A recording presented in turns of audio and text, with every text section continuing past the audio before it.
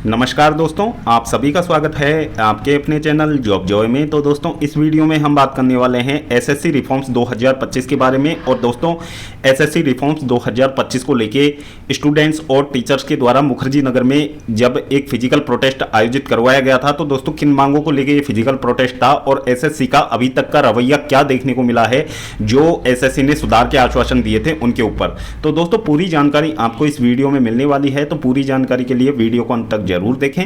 और अगर इससे पहले आप हमारे चैनल पर पहली बार विजिट कर रहे हो तो सभी सरकारी भर्तियों की लेटेस्ट और ऑथेंटिक अपडेट्स पाने के लिए चैनल को जरूर सब्सक्राइब करें, साथ ही बेल आइकन को भी प्रेस कर लें, जिससे कि आने वाली वीडियोस की नोटिफिकेशन आपको समय पर मिलती रहे।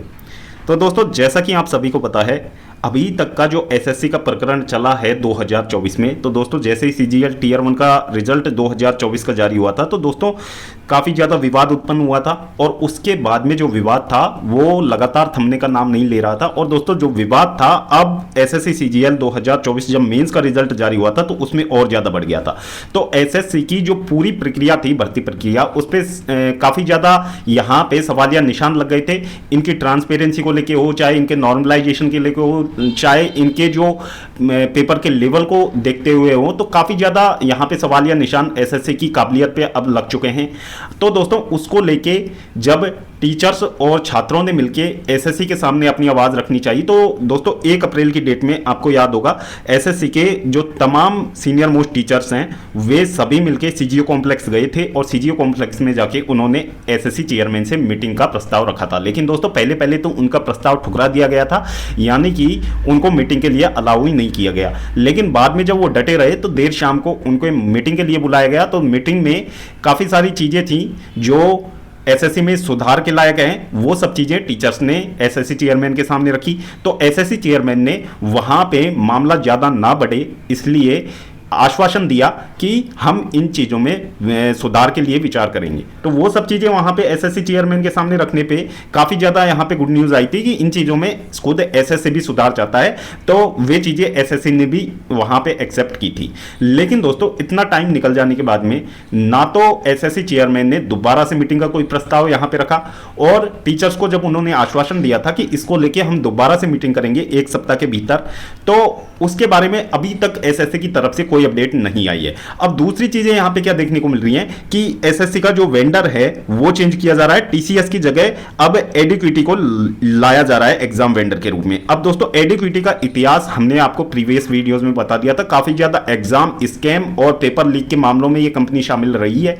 तो इस वजह से इसका जो नाम है यहाँ पे निकल के सामने आ रहा। तो स्टूडेंट्स और ज़्यादा एसएससी से नाखुश हैं, क्योंकि यदि आप एक ऐसी एग्जाम कंपनी यहाँ पे लेके आते हो जिसके खिलाफ पहले से ही इतने मुकदमे दर्ज हैं, इतनी सारी यहाँ पे गलतियां कर चुकी है, तो यहाँ पे सीजीएल 2025 कहाँ से सेफ होगा? सीजीएल 2025 में फिर तो ओपन में इतने सारे स्कैम हो जाएंगे। तो ये चीज़ें कहीं ना कहीं स्टूडेंट्स के जो फ्यूचर हैं उसके साथ में काफ़ी ज़्यादा खिलवाड़ एसएससी यहाँ पे कर रहा है।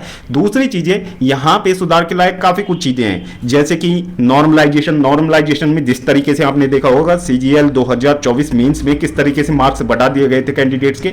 फिर दूसरी चीजें रॉन्ग क्वेश्चंस, यानी कि 1 से ज्यादा शिफ्ट में एग्जाम आप कंडक्ट करवाते हो और मेंस जैसे एग्जाम में आप 20-20 रॉन्ग क्वेश्चंस डाल देते हो।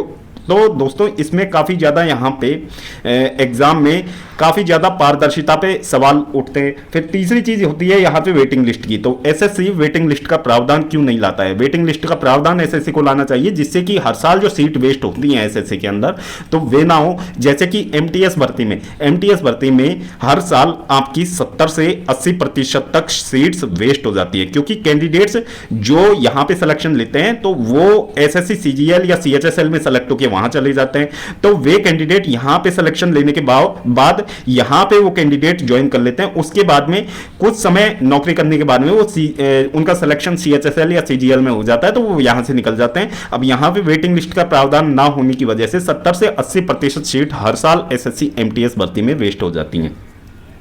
ये भी एक बड़ा मुद्दा है। फिर स्क्राइब को लेके भी एक बड़ा मुद्दा रहा है, जैसा कि सीजीएल 2024 टीयर 1 में निकल के सामने आया था, बहुत बड़ा मुद्दा था स्क्राइब को लेके। फिर मेंस को सिंगल शिफ्ट में कराने को लेके एसएससी चेयरमैन से बात की थी, तो एसएससी चेयरमैन ने बात एक्सेप्ट की थी कि अगली बार जो सीजीएल मेंस एग्जाम होगा 2025 का, उसको हम सिंगल शिफ्ट में आयोजित करवाएंगे। और यहां पे जो एग्जाम का लेवल था तो एग्जाम का जो पेपर होता है उसको सेट करने में यहां पे एसएससी ने खुद ने गलती मानी थी कि हम पेपर के लेवल को मेंटेन नहीं कर पा रहे हैं, तो पेपर के लेवल को मेंटेन करने के बारे में विचार किया जाएगा। तो ये चीजें यहां पे सुधार योग्य थी। तो इन चीजों पे तो एसएससी ने अभी तक कोई ध्यान नहीं दिया है। बाकी एसएससी ने जो यहां पे वेंडर चेंज किया है उसमें कंपनी भी ऐसी लेके आ रहे हैं एसएससी जो कि पहले से ही इतनी ज्यादा बर्बाद है कि वो यहां पे एग्जाम करवाने लायक ही नहीं है, क्योंकि काफी ज्यादा इस पे ये एग्जाम कंपनी है जो एडुकेटी, इसमें हमने आपको बताया था कि इस पे बैन भी लग चुके हैं कई राज्यों में। तो ऐसी कंपनी जब सीजीएल जैसी प्रतिष्ठित एग्जाम को यहां पे कंडक्ट करवाती है तो वहां पे ट्रांसपेरेंसी कहां से आएगी।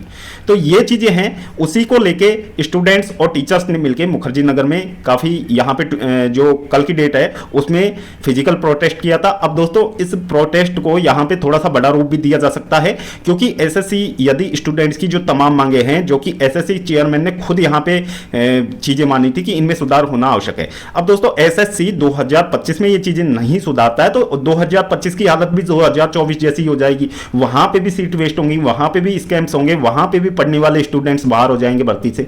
तो ये चीजें यहां पे होंगी।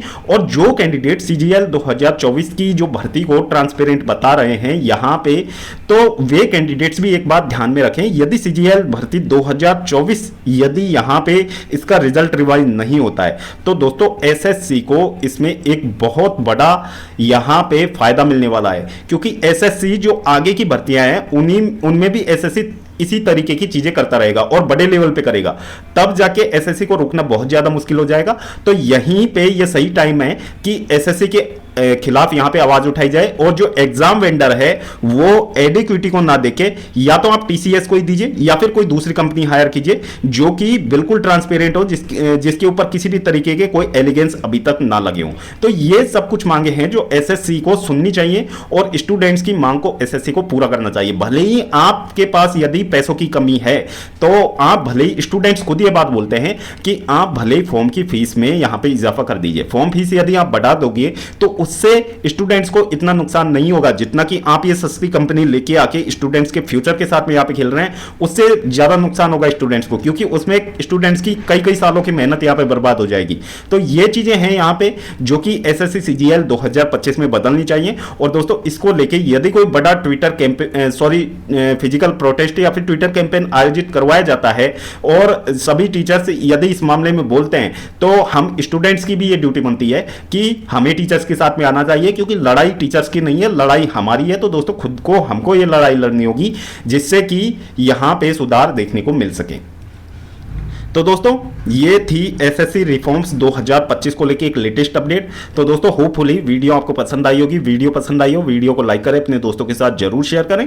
और अगर इससे पहले आप हमारे चैनल पर पहली बार विजिट कर रहे हो तो सभी सरकारी भर्तियों की लेटेस्ट और ऑथेंटिक अपडेट्स पाने के लिए चैनल को जरूर सब्सक्राइब करें, साथ ही बेल आइकन को भी प्रेस कर लें जिससे कि आने वाली वीडियोस की नोटिफिकेशन आपको समय पर मिलती रहे। तो दोस्तों इस वीडियो में फिलहाल इतना ही, जल्द मिलते हैं एक और नई सरकारी भर्ती की लेटेस्ट और ऑथेंटिक अपडेट के साथ। तब तक के लिए स्वस्थ रहें, तंदुरुस्त रहें और अपनी फ्यूचर एग्जाम्स की प्रिपरेशंस को जारी रखें।